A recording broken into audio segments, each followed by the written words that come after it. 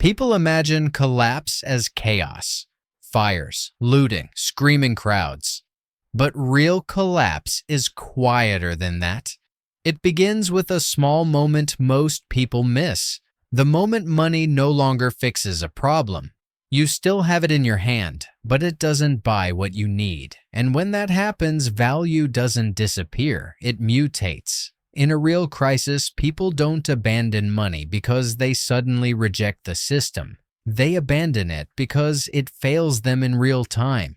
You can't drink it. You can't clean with it. You can't use it to lower a fever or light a room when the power is gone. The second money stops producing outcomes, it becomes symbolic, and symbols don't survive emergencies. That's when barter takes over. Not as a lifestyle choice, not as nostalgia, but as a reflex. Barter is not about trading objects, it's about trading relief. Every exchange answers a single question. Does this reduce my fear right now? If the answer is yes, the trade happens. If not, nothing else matters. Not price, not fairness, not future promises. This is where most people misunderstand valuable items in a crisis. They assume value follows rarity, price, or status. But collapse rewires human priorities. Under stress, the brain stops caring about what's impressive and locks on to what's urgent. Pain relief beats luxury. Certainty beats quantity. A small, boring item that works immediately can outperform something expensive that only matters later. There's also a darker shift that happens at the same time. Barter doesn't operate in a neutral environment. It happens under fear, exhaustion, and uncertainty. Every trade is a signal. What you offer suggests what you have. How you trade suggests how prepared you are. And in a world where rules are thinning out, being perceived as well-stocked is not a compliment. It's a liability. That's why barter is not a friendly marketplace. It's a pressure system. People don't negotiate calmly. They react. Desperation compresses time. Someone who is sick, cold, or panicking doesn't think in terms of tomorrow.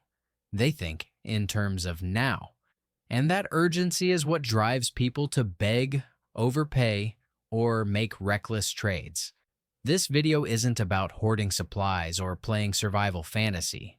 It's about understanding how value actually behaves when systems fail. The items on this list don't matter because they're cool or rare. They matter because they plug holes in human fear, fast, visibly, and repeatedly. Once you understand that, the list stops looking like prepper gear and starts looking like a map of human behavior under collapse. And that difference is what separates people who guess from people who see what's coming. People don't panic when food runs low. They panic when water becomes uncertain. The shift is subtle at first. A strange smell, a rumor of contamination, a warning message no one fully believes. But the moment people stop trusting the next sip, everything else drops in priority. Plans collapse. Patience disappears. Rational thinking narrows to a single question. Is this going to make me sick? In a crisis, water isn't valuable because people need a lot of it. It's valuable because people need certainty. Drinking unsafe water doesn't just risk discomfort. It risks losing control of the body. And once that fear enters the equation, even strong, confident people start behaving differently. They hesitate. They argue. They overreact. That psychological shift is what turns water into the first true form of currency. This is why the ability to make water safe often matters more than the water itself. A bottle of water solves one moment. The confidence that water can be trusted solves the next 10. When someone sees water being purified in front of them, the value is immediate and undeniable. There's no theory involved. The trade doesn't require belief, only survival instinct. Water also creates pressure in a way few other needs do. Hunger builds slowly. Thirst does not. Illness from bad water can appear suddenly, and once it does, it spreads fear faster than facts. One sick person is enough to make an entire group reassess every source they've been using. At that point, anyone who can restore trust, even briefly, holds leverage far beyond the size of what they're offering. Another reason water dominates early barter is repetition. Clean water isn't a one-time problem. It resets every single day. That constant reset keeps demand alive and growing, especially as conditions degrade. People who thought they were fine yesterday become desperate tomorrow. The market doesn't stabilize, it tightens. But water barter carries a sharp edge. Desperation shows early here. People rush trades. They overpay. They remember faces. Becoming associated with safe water can turn you into a resource people feel entitled to. That's why water trades must stay small, quiet, and forgettable. Solve the moment, then disappear. When money fails, water doesn't just become valuable. It becomes foundational. It defines what people are willing to give up, how fast they're willing to do it, and how much risk they'll accept in the process. And once trust in water breaks, the entire structure of value shifts around that fear. Collapse feels different after dark. During the day, people can still pretend they're managing. They can see what's around them, move with some confidence, and tell themselves things will stabilize. But when the sun goes down and the lights don't come back on, that illusion breaks. Darkness compresses the world, and fear fills the empty space. In a crisis, fire and light aren't about comfort. They're about ending the night. A single flame can turn cold into warmth, raw food into something safe, and an unknown space into a controllable one. Light does the same thing psychologically. It pushes back uncertainty. It gives shape to danger instead of letting imagination run wild. That's why people crave it far more than they expect to. The moment someone produces fire or light, the dynamic shifts. Trust forms instantly, not because of who they are, but because of what they can do right now. There's no debate, no waiting, no promise involved. Either the flame appears or it doesn't. In a stressed environment, that clarity is powerful. It short-circuits doubt and accelerates trade. Fire and light also change how people behave around each other. Darkness breeds caution and aggression. Light restores coordination. People talk differently. They move differently. Even conflict softens when faces are visible. That social effect gives fire and light value beyond their physical function. They don't just solve problems, they stabilize interactions. But this value comes with a cost. Fire and light announce presence. They draw eyes.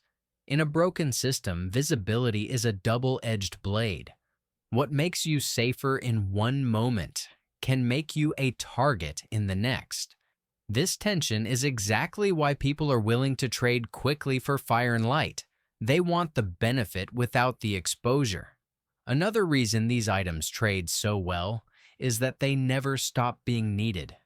Fuel runs out. Matches get wet. Batteries drain. Every night resets the demand. And as exhaustion sets in, the desire for warmth and visibility grows stronger, not weaker. When darkness takes over, logic gives way to instinct. People don't ask whether fire and light are important. They feel it in their bodies. And anyone who can end the night, even briefly, holds something people will trade for without hesitation. When electricity disappears, people don't immediately miss entertainment. They miss orientation. Screens go dark, radios fall silent, and suddenly no one knows what's happening beyond arm's reach. In that vacuum, fear grows faster than facts. Being in the dark isn't just inconvenient, it's destabilizing. In a crisis, power isn't valuable because it runs devices. It's valuable because it restores awareness. A phone that turns on even without a signal still holds maps, messages, photos, and records. A radio with power can still pull information out of the air when nothing else works. Power reconnects people to context, and context calms panic. This is where demand spikes unexpectedly. Many people own devices. Very few are prepared to keep them alive without the grid. Batteries drain quietly, and when they're gone, modern tools become dead weight. That realization hits late and hard, which is why small amounts of power suddenly feel priceless. A few minutes of charge can change decisions, settle arguments, or confirm whether a rumor is real. Power also reshapes social gravity. The person who can restore energy even briefly becomes a focal point. People gather, questions appear, information flows. In unstable environments, information often matters more than supplies, and power is the gatekeeper. That makes energy a form of leverage, not just a resource. But leverage attracts attention. If people start associating you with reliable power, assumptions form quickly. You're seen as capable, prepared, maybe even well-stocked. In a breakdown, those assumptions can become dangerous. That's why power trades must be controlled, limited, and unremarkable. You're selling access, not abundance. As uncertainty stretches on, power doesn't lose relevance, it gains it. The longer people go without reliable information, the more they'll trade just to see a screen light up or hear a signal crackle again. In a world where confusion is constant, the ability to restore even a fragment of clarity becomes something people will actively seek, bargain for, and remember. Hygiene is one of the first systems people stop thinking about, and one of the first systems that quietly collapses. At the beginning of a crisis, people focus on food, water, and security. Cleanliness feels secondary, almost cosmetic. But once routines break and resources thin out, the consequences of neglect arrive faster than expected. When hygiene fails, sickness doesn't announce itself dramatically. It spreads quietly. Hands don't get washed properly. Surfaces stay dirty. Clothes go longer without cleaning. Small cuts get infected. None of this feels urgent in the moment, but together it erodes health and strength. In unstable conditions, illness doesn't just make life uncomfortable, it removes people from action. That's why basic hygiene becomes a form of preventive medicine. Clean hands reduce infection. Clean bodies reduce skin problems. Clean tools reduce contamination. People may not explain it in medical terms, but they feel the difference when cleanliness disappears. Energy drops, morale drops, tension rises. And once someone gets sick, everyone around them starts rethinking their own risk. What gives hygiene items such strong barter value is how quickly people notice the loss. Soap runs out faster than expected. Sanitizers vanish, wipes dry up. There are few effective substitutes, and improvisation only goes so far. When the gap becomes obvious, people don't debate. They look for solutions. Cleanliness also restores a sense of control. In a world where everything feels unstable, being able to stay clean sends a signal to the brain that not everything is falling apart. That psychological effect matters more than people admit. It keeps routines alive, and routines keep people functioning. Hygiene trades tend to be quiet and practical. They don't draw crowds or invite confrontation. There's no spectacle in soap or disinfectant, which makes these exchanges safer and easier to repeat. You solve a problem without advertising strength or resources. In longer crises, hygiene doesn't fade in importance. It becomes a dividing line. Those who can maintain it stay capable longer. Those who can't start losing ground in ways that are hard to reverse. And when people realize that cleanliness is the difference between staying functional and slowly breaking down, they'll trade willingly to protect it. In a crisis, most people don't collapse because of starvation or injury. They collapse because of pain. Pain drains focus, shortens patience, and narrows thinking until everything feels urgent and unbearable. When systems are gone and professional care's out of reach, even minor pain takes on a different weight. A headache isn't just uncomfortable anymore. It becomes a question. Is it dehydration? Infection? Something spreading? Uncertainty turns discomfort into fear. The longer pain lingers, the more it erodes judgment. People make worse decisions, take unnecessary risks, and snap at the wrong moment. That's why relief carries such disproportionate value when stability disappears. Basic medical items don't trade well because they cure disease. They trade well because they restore function.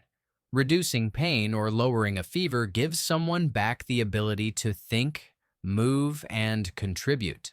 In survival conditions, that shift can mean the difference between being useful and becoming a liability. People instinctively understand this, even if they don't say it out loud. There's also a psychological effect at play. Treating pain sends a powerful signal that problems are still solvable. It interrupts panic and replaces it with relief, even if only temporarily. That moment of calm can reset behavior and prevent a bad situation from spiraling further. Medical barter tends to happen quietly. People don't advertise that they're hurting or sick unless they have to. Trades are often private, fast, and decisive. When relief is possible, hesitation disappears. People don't bargain the same way when they're in pain. They comply. But this category carries risk. Becoming known as a source of medical relief can attract pressure, expectation, and dependency. In desperate environments, that attention can turn hostile. The value lies in solving a specific problem, not in becoming responsible for everyone's health. As crises drag on, bodies wear down faster than they recover. Small injuries accumulate, fatigue deepens. In that phase, even modest relief becomes priceless. When pain threatens someone's ability to function, the person who can reduce it holds something far more valuable than the size of the item suggests. Some needs don't announce themselves loudly in a crisis. They don't trigger public arguments or visible panic. Instead, they sit quietly in the background, building pressure day by day. People avoid talking about them. They hope the situation will resolve before it becomes a problem. But when it does surface, it does so with urgency and very little patience. Biology doesn't pause for disaster. Bodies continue their cycles regardless of power outages, supply shortages, or social breakdown. When systems are functioning, these needs are handled invisibly and automatically. When those systems fail, the absence becomes deeply personal. It affects health, comfort, dignity, and the ability to exist around others without shame. What gives this category such strong barter value is emotional compression. People don't want discussions, explanations, or negotiation. They want the issue solved quickly and quietly. That urgency strips away bargaining behavior. Trades happen fast because the alternative is exposure, discomfort, or serious health consequences. There's also a timing factor most people underestimate. These needs don't just appear once, they return on a schedule. That predictability creates ongoing demand, especially in prolonged crises. Unlike food or fuel, which people can ration or substitute creatively, there are very few safe improvisations here. When supplies run out, the problem becomes unavoidable. From a security perspective, this category has an unusual advantage. Transactions are discrete by nature. People seek privacy, not attention. That reduces crowding, reduces competition, and lowers the risk of interference. You're not dealing with spectacle or status, you're dealing with necessity. The consequences of unmet needs in this category escalate quickly. Discomfort turns into infection, stress turns into distraction, dignity erodes, and with it, mental resilience. People may endure hunger or cold longer than they can endure this kind of vulnerability. In the later stages of a crisis, this is where value becomes brutally clear. People will trade decisively, not because the item is rare or impressive, but because it protects something fundamental. When survival strips life down to its essentials, the ability to manage the body with dignity stops being optional. It becomes something people will actively seek, protect, and pay for in whatever currency still works. Most people imagine collapse as something sudden and violent, but in reality, things usually fall apart slowly. A strap tears, a container starts leaking, a shoe sole separates, a door no longer closes the way it should. None of these failures seem critical on their own, but together they drain energy, waste resources, and create constant friction. When replacement is no longer possible, maintenance becomes survival. A broken item isn't just an inconvenience, it's a multiplier. A leaking container ruins food. Damaged footwear limits movement. A torn bag turns every task into a problem. Fixing small things early prevents much larger losses later, and people feel that difference immediately. What gives repair-related items strong barter value is timing.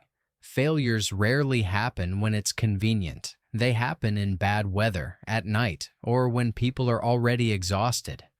That surprise element creates urgency. When something breaks at the wrong moment, the ability to fix it, even temporarily, suddenly outweighs many other needs. Repair also restores independence.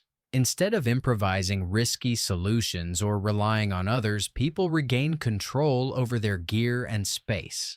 That sense of control matters deeply in unstable environments. It reduces stress and prevents mistakes that come from frustration or fatigue. There's another advantage here that often goes unnoticed. Repair trades don't signal abundance. Fixing something looks practical, not powerful. It doesn't attract attention or trigger envy.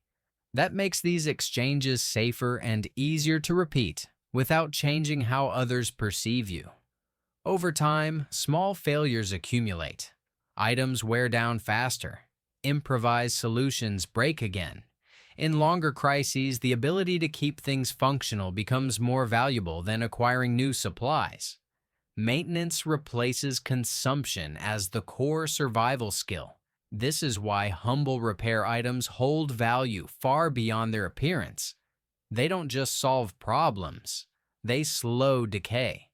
And in a world where recovery is slow and losses are permanent, the power to prevent small breaks from turning into big ones is something people will reliably trade for. In the early stages of a crisis, survival is physical. People focus on water, food, safety, and immediate threats. But when days turn into weeks, the center of gravity shifts. Bodies adapt faster than minds. What starts to break first is not strength, but spirit. Endless stress wears people down. There's no real rest, no clear future, and no signal that things are improving. Under those conditions, morale becomes fragile. Decision-making slows. Tempers shorten. Cooperation erodes. This is the phase where people don't fail because they lack resources. They fail because they lose the will to keep going. That's why comfort takes on real value, not luxury, but familiarity.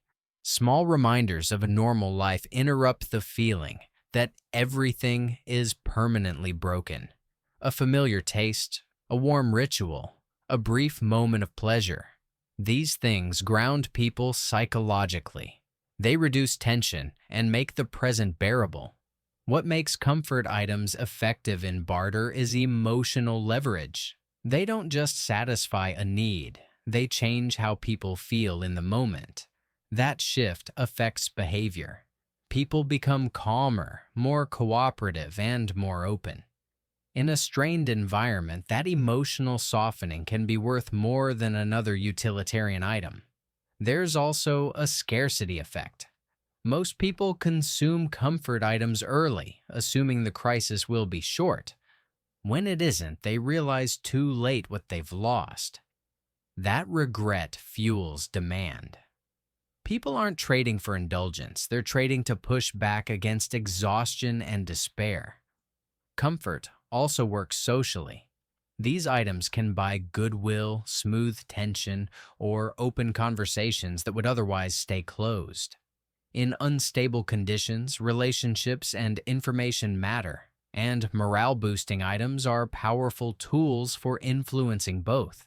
As crises drag on, survival stops being just about staying alive. It becomes about staying functional over time. When hope thins out and routines disappear, small comforts help people endure what they can't escape.